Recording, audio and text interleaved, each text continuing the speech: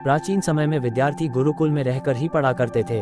बच्चे को शिक्षा ग्रहण करने के लिए गुरुकुल में भेजा जाता था। बच्चे गुरुकुल में गुरु के सानिध्य में आश्रम की देखभाल किया करते थे और अध्ययन भी किया करते थे। वरदराज को भी सभी की तरह गुरुकुल भेज दिया गया।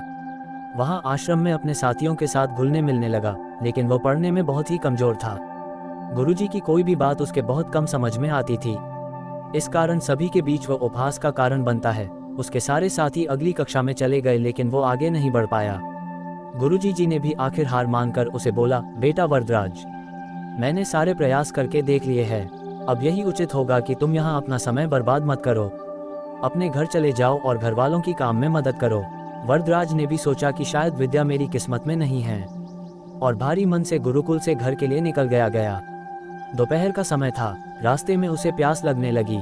इधर उधर देखने पर उसने पाया कि थोड़ी दूर पर ही कुछ महिलाएं कुएं से पानी भर रही थी। वो कुएं के पास गया।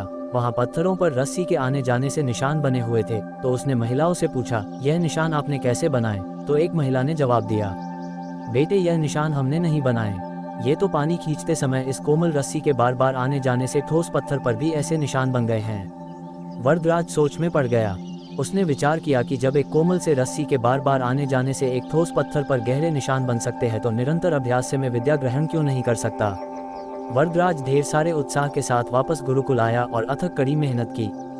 चाहे वो खेल में हो या पढ़ाई में या किसी और चीज में, बिना अभ्यास के आप सफल नहीं हो सकते हो।